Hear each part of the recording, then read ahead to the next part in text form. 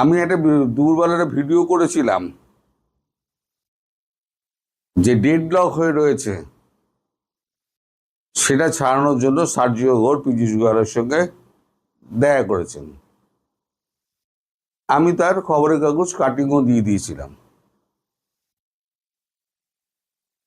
তারপর ভারতবর্ষ কি কি করছে না করছে সেগুলোর একটা ভিডিও করেছিলাম। সেখানে একটা ঘটনা ঘটেছে, যে ঘটনাটা আমি তখন বলিনি, আলাদা করে বলবো বলে এখন তাই বলছি। সার্জিও ঘোরের সঙ্গে যখন পীযূষ গোয়ালের যখন বৈঠক হয়, যখন বলেন যে আমাদের এই যে ডেডলক হয়ে রয়েছে, এই যে আমাদের এটা কি বলে বাণিজ্য চুক্তিটা, সেটা ভারত ছেড়ে দিক, নালে পরে আমরা খুব অসুবিধার মধ্যে রয়েছে। শেষ পর্যন্ত আমি বলেছি যে 10%, 5%ও নেমে এসছে ট্যারিফে। এখন ট্রাম্প যে কোনো মূল্যে ওই চুক্তিটা করতে চান।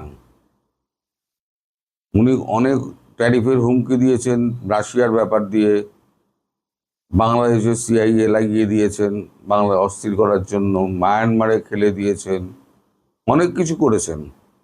দেখবেন ভারতকে জব্দ করা যাচ্ছে না। এছাড়া ইন্দো প্যাসিফিক যদি দখল করতে হয় বা ওখানে যদি ঢুকতে হয়, তাহলেও ভারতকে দরকার। আচিরের দৌরাত্ম্য রুখতে গেলেও ভারতকে দরকার। মানে বাংলাদেশ যেটা, বাংলাদেশ ইস্যু যেটা, বাংলাদেশ নিয়ে যেটা ভারত শর্ত দিয়েছে, সেই শর্তটা মেনে নেওয়ার জন্য প্রেসিডেন্ট উন্মুখ হয়ে রয়েছেন। আপনাদের মনে থাকতে পারে G7 বৈঠকে সাইড লাইনে যখন বৈঠক হচ্ছিল, তখন ট্রাম্প একটা কথা বলেছিলেন যে আজকে যদি ভারত কোনো বিপদে পড়ে, তাহলে আমেরিকা সর্বপ্রথম এগিয়ে আসবে, কিন্তু নরেন্দ্র মোদীকে ক্ষমতায় থাকতে হবে। তো সেই কথাটাই আমাদের পীযূষ গোয়াল তাকে মনে করিয়ে দিয়েছেন যে আপনাদের প্রেসিডেন্ট তো এরকম কথা বললেন, তিনি তো অনেক কিছু বলেন তারপরে ভুলে যান। তখন সার্জিও ঘোর বলেছেন যে আমাদের প্রেসিডেন্ট যা বলেন তিনি অনেক ভেবেচিন্তে বলেন। উনি যখন বলেছেন ভেবেচিন্তেই বলেছেন। শোনা কথা, তখন আমাদের পীযূষ গোয়াল একটু মুচকি হেসেছেন। তাতে বোধহয় সার্জিও ঘোরের এইখানে ধাক্কা লেগেছে। উনি তখন বলছেন যে আপনার বিশ্বাস হচ্ছে না, ঠিক আছে আমি প্রেসিডেন্টের সঙ্গে কথা বলবো। আমি বলেছি না, যে কয়েকজন কূটনীতিবিদ, রাজনীতিবিদ যার সঙ্গে ট্রাম্পের সরাসরি সম্পর্ক রয়েছে, সহযোগীদের, তাদের মধ্যে সার্জিও ঘোর একজন। তিনি সঙ্গে সঙ্গে ট্রাম্পকে ফোন করেন এবং বলেন আমাদের ভারতের বাণিজ্য মন্ত্রী এই কথা বলছেন, তা আমি কি উত্তর দেব? তখন ট্রাম্প বলেছেন, স্পিকার ফোনেই বলেছেন, আমি যা বলি ভেবেচিন্তেই বলি, নরেন্দ্র মোদী যতক্ষণ ক্ষমতায় আছে ততক্ষণ পর্যন্ত আমি ভারতের পাশে আছি। এবার আপনারা আমায় প্রশ্ন করতে পারেন যে আপনি এই খবর জানলেন কি করে? এই খবর জানা যায় কি করে জানেন? একজন 1-to-1 যখন কথা হয় না, তার মানেই কিন্তু 1-to-1 হয় না। সেখানে শর্ট হ্যান্ডের লোক থাকে, মানে যে কোনো যিনি কথা বলছেন তার সেক্রেটারিরা থাকেন, খাতা কলম নিয়ে প্রত্যেকটি কথা লেখা হয়, এবং একজন শর্ট হ্যান্ড লেখক থাকেন, এবং গভর্নমেন্টের যে ভিডিও ধারণ করার যে মানুষটি, যিনি পিআইবির লোক হন, প্রেস ইনফরমেশন ব্যুরোর লোক হন, তিনিও সেখানে থাকেন। এবার তারা যখন যে যার দপ্তরে ফিরে যাচ্ছে, সেখান থেকে আলাপ আলোচনার মাধ্যমে খবরগুলো আমাদেরই কারোর পরিচিতের কাছে চলে আসে, সেখান থেকে আমাদের কাছে আসে। আপনাদের একটা গল্প বলি, ভিডিওটা হয়তো একটু লম্বা হবে, গল্পটা খুব মজাদার। একবার রাইটার্সে বুদ্ধবাবু, তখন তথ্য সম্প্রচার মন্ত্রী এবং মুখ্যমন্ত্রী হচ্ছেন জ্যোতি বসু, দুজনে ক্লোজ ডোর মিটিং হচ্ছে। আর আমাদের বর্তমানে জয়ন্ত ঘোষাল, তিনি তার পরের দিন একটি রিপোর্ট করেছেন, যে একদম বিস্তারিত রিপোর্ট করে দিয়েছেন। তা প্রেস কর্নারে পরের দিন সকলের সঙ্গে দেখা, আমরা বসে চা খাচ্ছি। হঠাৎ জয়কৃষ্ণ ঘোষ, যিনি আমাদের জ্যোতিবাবু, যিনি সিএ ছিলেন, তিনি এসে বললেন যে, এই জয়ন্ত, তোমাকে জ্যোতিবাবু ডাকছেন। জয়ন্ত শুনে তো একেবারে শার্ট ফার্ট কোট ফোট তাড়াতাড়ি ঠিক করে, টাইয়ের নটটা ঠিক করে, আমাদের টাই পরা বাধ্যতামূলক ছিল, কোট পরা বাধ্যতামূলক ছিল। তো এখন তো আপনার এই সমস্ত এসে কি বলে, টিভি চ্যানেল এসে সব 12টা বাজে দিয়েছে, টি শার্ট পরে নেমে যাচ্ছে, যেটা আমাদের মানে আগে আগে যখন হতো তখন এটা হতো না, তখন একটা ব্রিটিশ কালচার ছিল, আর আমরা স্টেটসম্যানই ছিলাম, সেই কালচারটুকু আমাদের মেনটেন করতে হতো। তো যথারীতি কিছুক্ষণ বাদে জয়ন্ত ঘোষাল এসছে, বুক চুট একেবারে কাঁধ ঝুলে গেছে। কি হলো জয়ন্ত দা, সবাই প্রশ্ন হচ্ছে। আর বলিস না, আমি যেতেই আমার বললো, তোমার খবরটা কে দিয়েছে, নামটা তুমি শুধু আমায় বলো। আসলে মুখ্যমন্ত্রী যখন বুদ্ধদেব ভট্টাচার্যের সঙ্গে যখন কথা বলছেন, তখনও কিন্তু দুজনে একটা রাজ্যের মধ্যে দুজনের লোক কিন্তু বসে আছে প্রত্যেকটি পয়েন্ট লিখে নেওয়ার জন্য, কারণ আলোচনা তো দুজনের মধ্যে হচ্ছে, লিখবেটা কে? কিন্তু আপনি আমি নই, বিভিন্ন বিষয়ে আলোচনা হচ্ছে, কে কি উত্তর দিচ্ছে, একজন মাইক্রোফোন নিয়ে বসে থাকে, একজন শর্ট হ্যান্ড নেয়, একজন সরকারি যিনি ফটোগ্রাফার, ভিডিও ফটোগ্রাফার, তিনিও থাকেন। এখন তিনি যখন দপ্তরে যান, দপ্তর থেকে ওরমভাবেই জয়ন্ত ঘোষালের কাছে লিক করেছিল, কিন্তু তার চাকরি বাঁচানোর জন্য জয়ন্ত ঘোষাল ঝাড় খেয়েছে, কিন্তু এসে বলেনি। আমরা সেভাবেই খবরটা পাই। তো এখন এই যে আপনাদের দেশে ফাঁসির দড়ি ফড়ি সব রেডি ফেডি হচ্ছে না, একজন মহিলা ফাঁসুরেকে আপনারা জোগাড় করেছেন কোত্থেকে? তিনি তো একেবারে ম্যানিলা রোপে, না কি রোপ আপনারা দেখেছেন, তাতে খুব করে কলা আর দই ফই তেল ফেল খুব মাখাচ্ছেন, যেন শেখ হাসিনা আসবেন আর তাকে সঙ্গে সঙ্গে ঝুলিয়ে দেওয়া হবে। এই যে সার্জিও ঘোষ যে যাচ্ছেন, সার্জিও ঘোষ তিনি গিয়ে তিনি তো এই প্রশ্নগুলোই করবেন, যে আপনাদের সঙ্গে আমাদের একটা চুক্তি হয়েছিল, বাণিজ্যিক চুক্তি, পশুখাদ্য থেকে অস্ত্র পর্যন্ত সব আপনারা আমেরিকা থেকে নেবেন। তাছাড়া ভারত এবং আমেরিকা যৌথভাবে 10 দফা আপনার প্রতিশ্রুতিপত্র সই করানোর পর আপনি এই ক্ষমতায় এসে বসেছেন 17 বছর বাদে। তাই সেই চুক্তিপত্র, প্রতিশ্রুতিপত্র, এবার আপনি বলুন আপনি চীনের সঙ্গে এইগুলো করলেন কি করে, কোন যুক্তিতে? এইসব প্রশ্ন উঠবে এবং শেখ হাসিনা প্রসঙ্গও উঠবে। সুতরাং এটা বলাই যেতে পারে যে শেখ হাসিনা প্রসঙ্গে ট্রাম্প মোদিকে গ্রিন কার্ড দিয়ে দিল। তিনি যে সময় ফিরুন না কেন তাকে সসম্মানে দেশে রাজনীতি করতে দেওয়া হবে। এবার তিনি কি হিসেবে ঢুকবেন না হিসেবে ঢুকবেন সেটা পরের কথা। আপাতত সেপ্টেম্বর আসতে দিন, তাহলে বুঝতে পারবেন যে কি হতে চলেছে। এখন এই ভিডিওটার দুপুরবেলাতেই আমি করতে পারতাম। দুপুরবেলা শুধু আমি বিজনেসটুকু করেছি,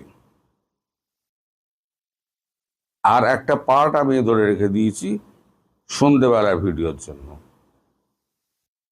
সবই যদি একসঙ্গে বলে দিই আপনারা দেখবেন তো অ্যাভারেজ ভিউজ টাইম 7 থেকে 8 থেকে 9 হয় অ্যাভারেজ ভিউজ টাইম। আপনারা পুরো ভিডিও কেউ দেখেন না, অথচ আপনারা ওই ভিডিওর মধ্যেই যা বলা আছে সেটাই আবার জিজ্ঞেস করেন আমাকে। দয়া করে ভিডিওটা দেখলে পুরোটা দেখবেন, নইলে স্কিপ করে যাবেন। ভিডিও না দেখে পুরো আমায় বেকার প্রশ্ন করে, আর এই প্রশ্ন সংখ্যা বাড়িয়ে কোনো লাভ নেই। সুতরাং যে যতই লাফাক, যতই চিৎকার করুক, আমেরিকার সামনে, ভারতের সামনে দাঁড়ানোর ক্ষমতা কারো নেই। আর এখানে আমেরিকার স্বার্থ রয়েছে, আর এখানে ভারতেরও স্বার্থ রয়েছে। উল্টে আবার আমেরিকা একটু চাপে আছে, সেটা হচ্ছে সামনে ব্রিক্স সম্মেলন। ব্রিক্সের মুদ্রা যদি নাও বেরোয়, ব্রিক্সের দেশগুলো যদি নিজেদের মধ্যে কারেন্সিতে ব্যবসা করে, তাহলেও তো মার্কিন যুক্তরাষ্ট্রের অবস্থা খারাপ। কারণ এটা ডলারাইজেশনের দিকেই তো যাচ্ছে। ডলারের ব্যবহার যদি না হয় তাহলে ডলারাইজেশন হবে। আর আগের ভিডিওতে আমি ব্যাখ্যা করেছি যে আমেরিকার কি অবস্থা, খাদ্যপণ্যের কি অবস্থা। আমাদের যে বাণিজ্য চুক্তি সেটা 99.9% রেডি হয়ে গিয়েছে।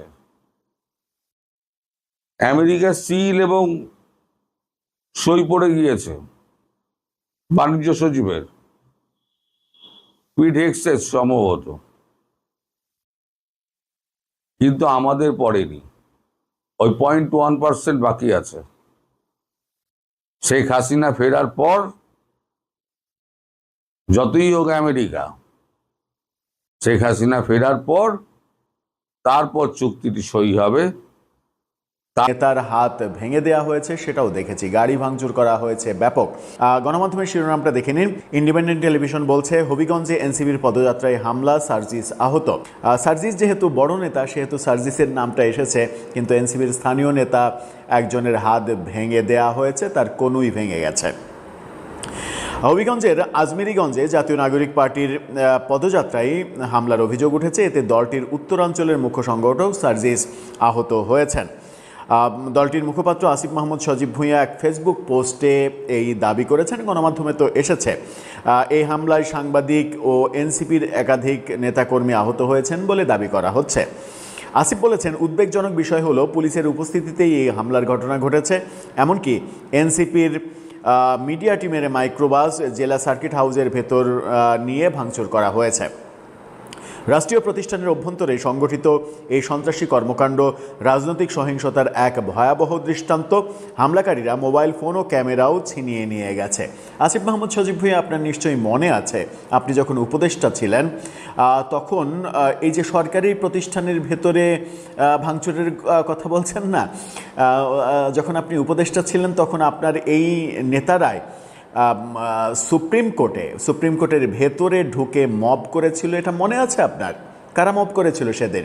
কারা সুপ্রিম কোর্টেও মব করা থেকে বিরত থাকেনি এবং সুপ্রিম কোর্টের বিচারকদের পদত্যাগ করতে বাধ্য করেছিল? কারা তারা ছিল সেটা নিশ্চয়ই আপনি মনে রেখেছেন।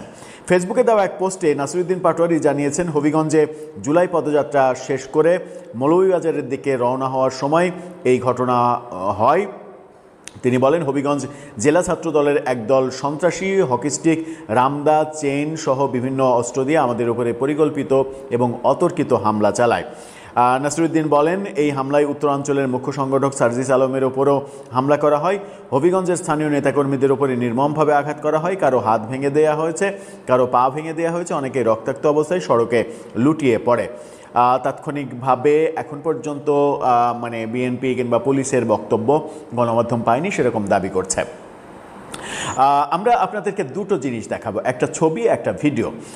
এই ছবিটা দেখে নিন, যে ছবিতে সার্জিস আলমের হাতের আঙুলগুলো রক্তাক্ত বোঝা যাচ্ছে এবং তাদের গাড়ির সামনের গ্লাস একেবারে ভাঙচুর করা হয়েছে, সেরকম একটা ছবি গণমাধ্যমে এসেছে। এই ভিডিওটা আমরা আপনাদেরকে দেখাবো। এই ভিডিওটা দেখে নিন, যেখানে সার্জিস তার মানে হবিগঞ্জের স্থানীয় যে নেতা, সেই নেতাকে সাথে নিয়ে কথা বলছেন। তার নিজের মানে আহত হওয়ার পাশাপাশি এই নেতার হাতগুলো দেখুন, হাতে কনুই ফুলে একেবারে বালিশ হয়ে গেছে, তার মানে তার কনুইয়ের হাড় ভেঙে গেছে। এই অবস্থাগুলো বলা হয়েছে এবং সার্জিস এটাও দাবি করেছেন যে এর বিচার না হওয়া পর্যন্ত তারা হবিগঞ্জ ছাড়বেন না, তারা হবিগঞ্জেই থাকবেন। তাদেরকে যদি মেরেও ফেলা হয় তাহলেও তারা হবিগঞ্জে থাকবেন যতক্ষণ পর্যন্ত এর বিচার না হয়। এখন প্রশ্ন হচ্ছে যে এনসিপি নেতারা কেন টার্গেট হচ্ছেন বারবার, এবং এই টার্গেট কেন নাসিরউদ্দিন পাটোয়ারি বারবার হচ্ছেন। নাসিরউদ্দিন পাটোয়ারি মানে আওয়ামী লীগকে তো শত্রু বানিয়েছেনই, নাসিরউদ্দিন সার্জিসরা আওয়ামী লীগ তো শত্রুই, তারা এতটা নগ্নভাবে বিএনপিকেও শত্রু বানিয়ে ফেলেছে। অনেক আগেই বলেছে যে বিএনপির হাইকমান্ড থেকে হয়তো কিছুই বলা হচ্ছে না, কিংবা গত নির্বাচনের সময় মির্জা আব্বাসকে কেন্দ্র করে তিনি যা করেছেন সেগুলো নিয়ে হাইকমান্ড থেকে হয়তো কিছুই করা হয়নি, কিছুই বলা হয়নি, কিংবা মির্জা আব্বাসও কিছু বলেননি। কিন্তু এগুলো একেবারে তৃণমূল পর্যায়ে বিএনপির নেতা কর্মীদের এই ব্যাপারগুলোতে তাদেরকে থামানোটা অনেক বেশি কঠিন হয়ে যাবে। এই কঠিন ব্যাপারটা কতটা মোকাবেলা করতে পারেন তারা, সেটাই এখন দেখার বিষয়, এবং সেই ব্যাপারগুলো এখন কিন্তু আমরা দেখছি। এর আগে আমরা দেখলাম নাসিরউদ্দিন পাটোয়ারির ঝিনাইদহে ডিম কাণ্ড, তাকে উদ্দেশ্য করে ডিম মারা হলো। একাধিক জায়গায়, বাংলাদেশের একাধিক জায়গায় এই ঘটনা ঘটলো। সাভারে ককটেল হামলার ঘটনা ঘটলো, গতকালকে মেহেরপুরে কুশপুত্তলিকা টাঙিয়ে রাখা হলো। এই ঘটনাগুলো জুলাই পদযাত্রায় মানে মানে মাঝে মাঝেই ঘটছে এবং আজকে বেশ বড় আকারে ঘটল। নাসিরউদ্দিন পাটোয়ারি বিএনপির বিরুদ্ধে যেভাবে বিষোদ্গার করেন, অবশ্য বিএনপির বিরুদ্ধে বিষোদ্গার করেন এটা বলা ঠিক না, কারণ তিনি বিএনপি নামক কোনো দলকে নিয়ে কোনো কথা বলেন না। অবাক হচ্ছেন তাই তো? না, তিনি বলেন না, এটা কনফার্ম করে বলছি। তিনি বলেন বিআইএনপি। বিআইএনপি বলে একটা নতুন দল আছে তিনি মনে করেন, সেভাবেই তিনি বলেন।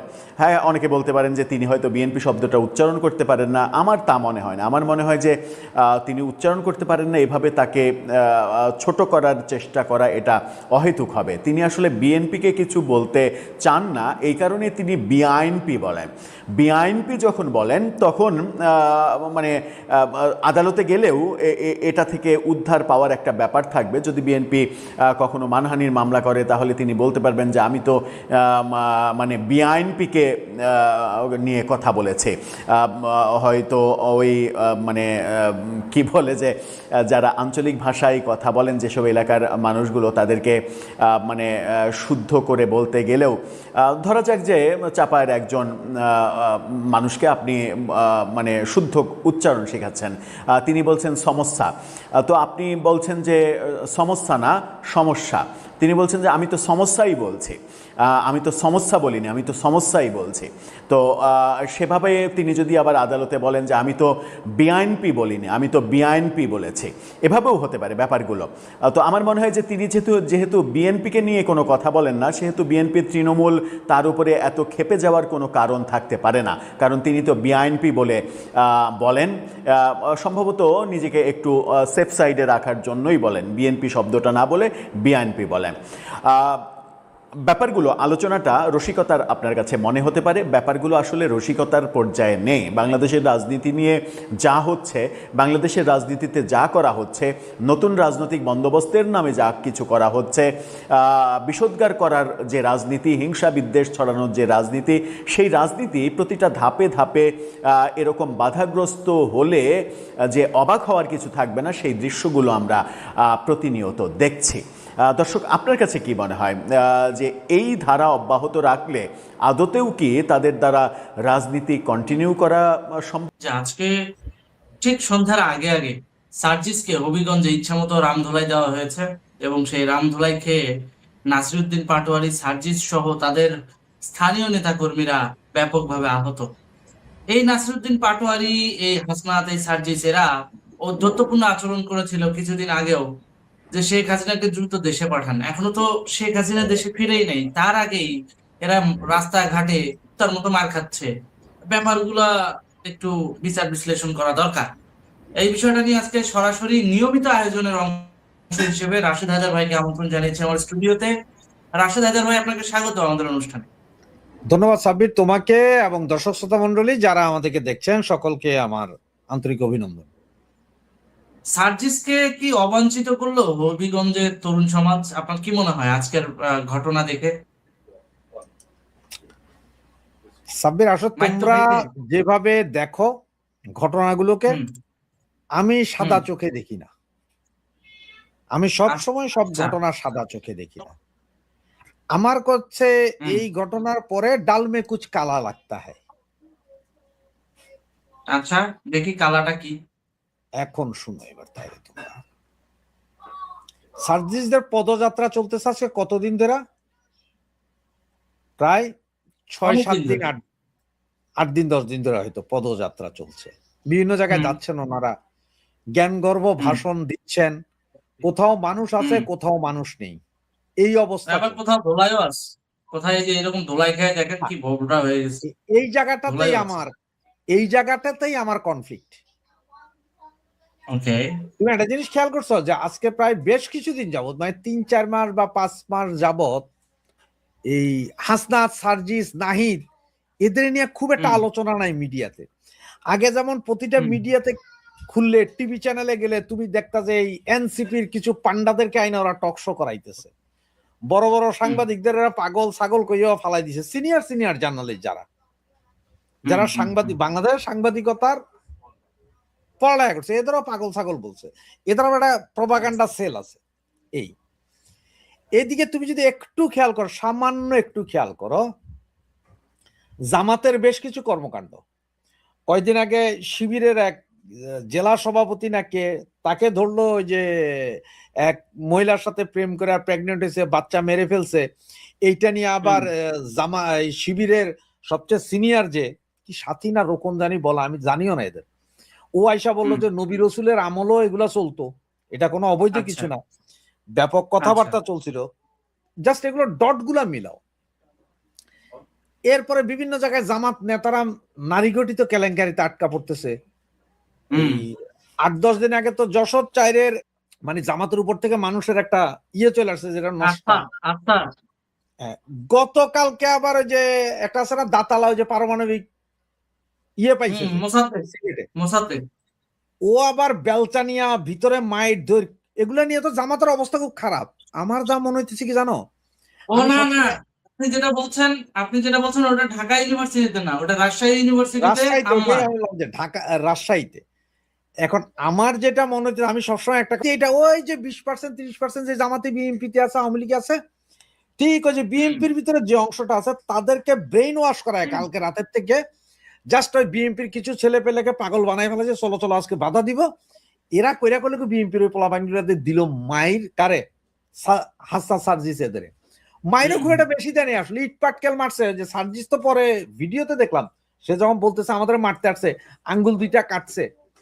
ভাই, কেউ যদি মারতো, বিএনপি যদি মারতো, এটা অভিনিরুর দল, মনে রাখে একটা কথা, মারলে কিন্তু এগুলা হাড্ডি গুড্ডি ভাইঙ্গা এগুলা সব ওই যে আজকে চারিখাটে উঠতোই। তো তা হয় না, টুকটাক বাড়ি, মানে মনে হচ্ছে যেন ওই যে আমাদের পোলাপান যখন খেলতে যায় পইরা গেলে হাতটা একটু ছুইলা যায় ওই রকম। এটা পুরাটা আমার মনে হয় জামাতের প্ল্যানিং করা।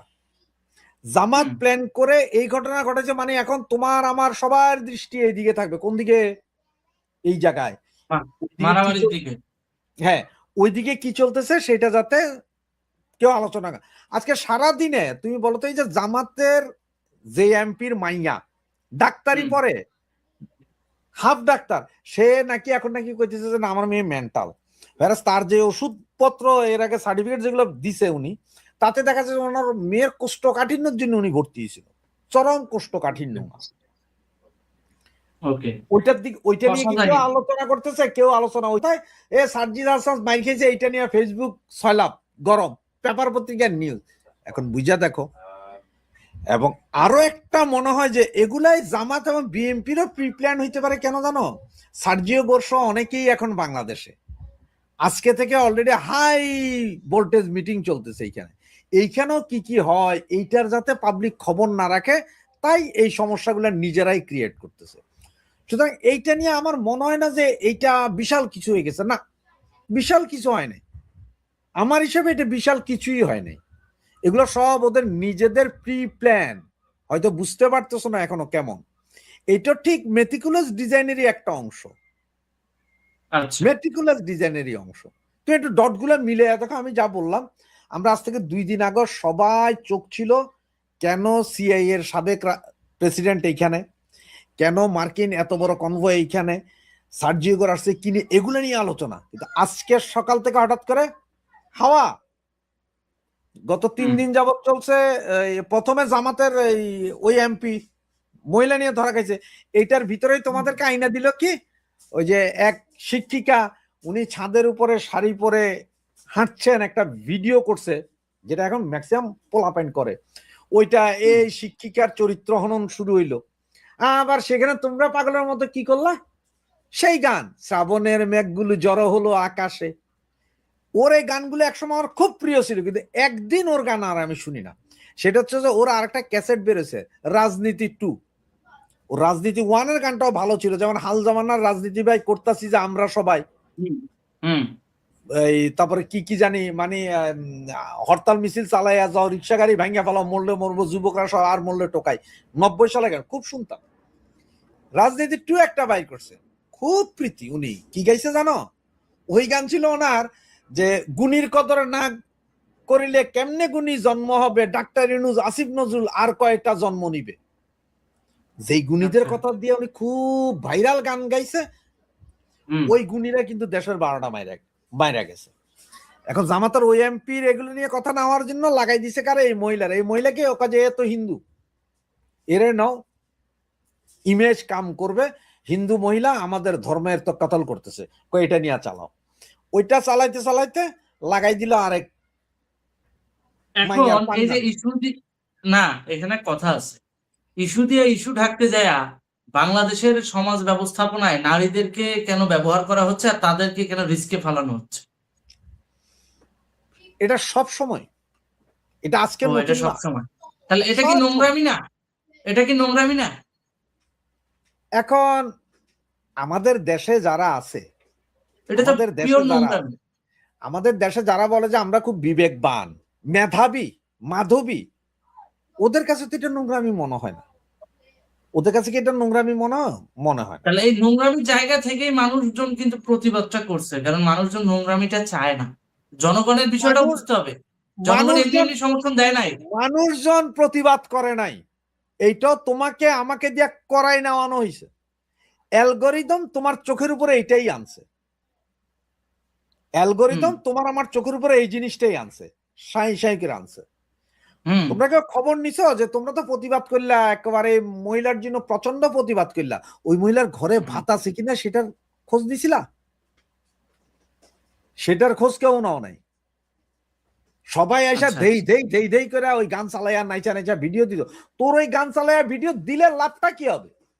প্রতিবাদ করতে হলে রাস্তায় নাম, সবাই ব্যানার পোস্টার নিয়ে নাম না।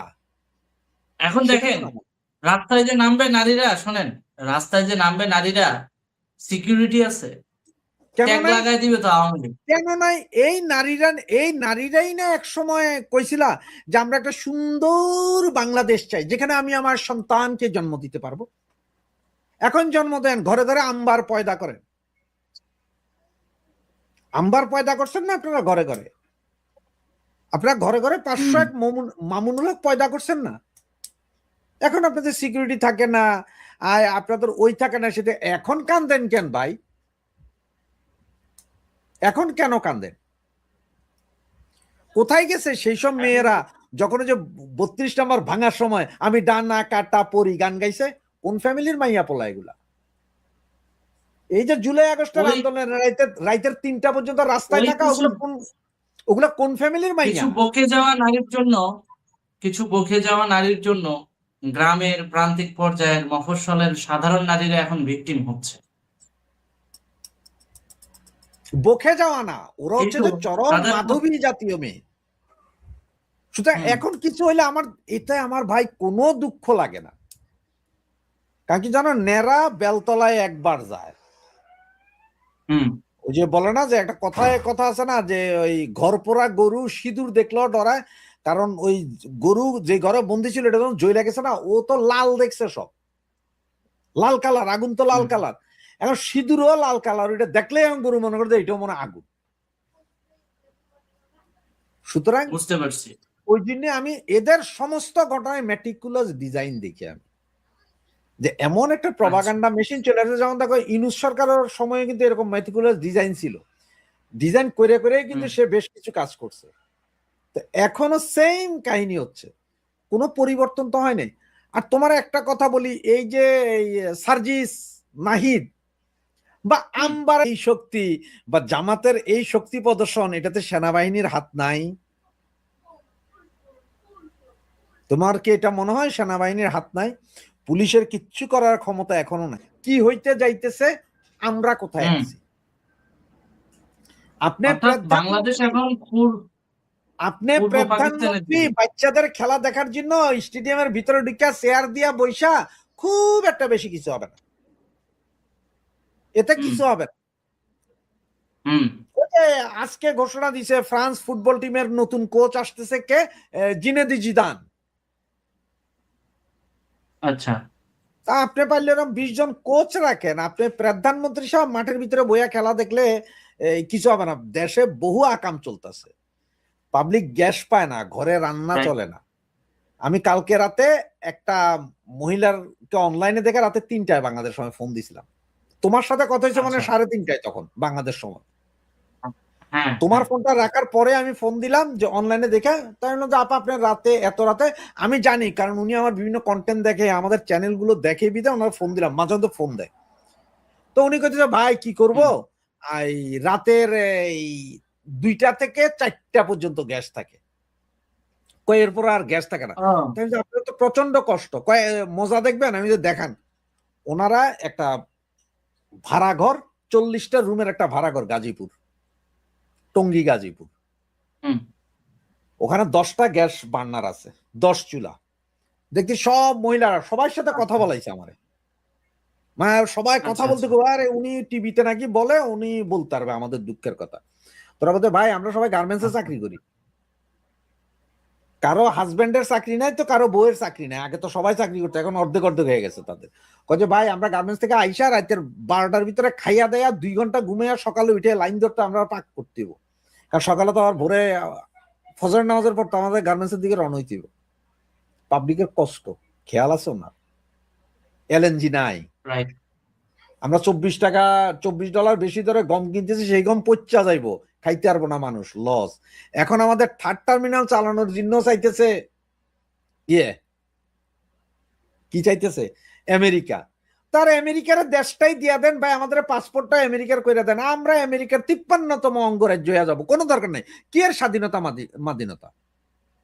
আমরা ডোনাল্ড ট্রাম্পকে জাতির জনক মানবো, দরকার আমাদের ছবি দিয়া সিল দিয়া দেন স্যার। ভোট দিলাম,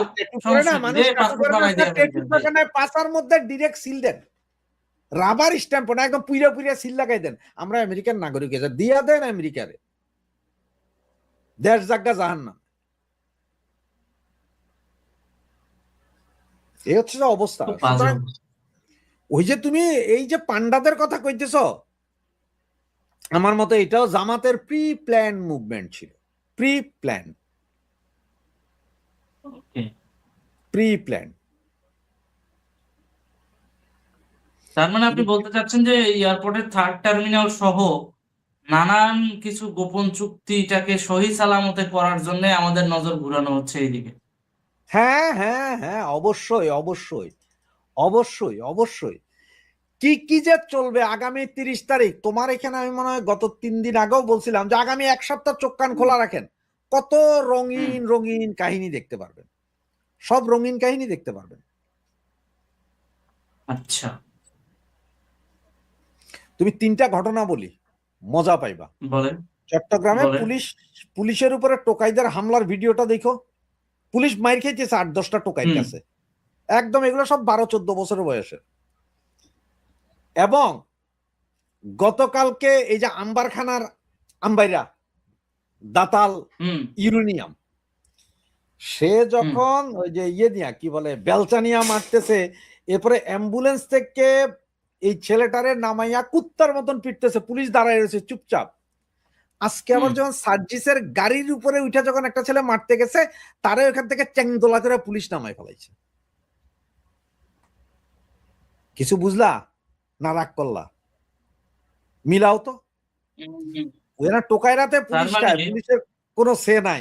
আম্বাইরা যখন মানুষ মারে রাস্তার উপরে ফালাইয়া, পুলিশ দাঁড়াইয়া নীরবে দেখে, সব কিন্তু জমাইতে। হ্যাঁ, আর ঠিক ওই যে সার্জিসদের মারার জন্য গাড়ির উপরে তারা চ্যাংদোলা করে নামা। তো পুলিশ কোন জায়গায় বেশি অ্যাক্টিভ আর কোন জায়গায় পুলিশ দুর্বল, এটা বুঝো, বুঝলেই বুঝা যাবে আমাদের সেনা বাহিনীও কোন দিকে আছে।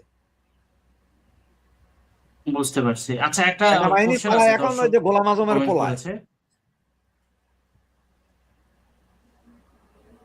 সেনাবাহিনী এখন চালায় গোলাম আজমের পুঁতে। হ্যাঁ, ওর কথাই আচ্ছা, চলে। একটা কমেন্ট আসছে। সাবির ভাই কেমন আছেন? আজকে আমি আমার গ্রামের পেট্রোল ডিজেলের তেলের দোকান থেকে তেল কিনতে গেলে দোকানদার আমাকে বলে কয়েকদিনের মধ্যে সারা বাংলাদেশে তেলের বিশাল সংকট হতে পারে। অর্থাৎ বাংলাদেশে আবার তেল সংকট দেখা দিতে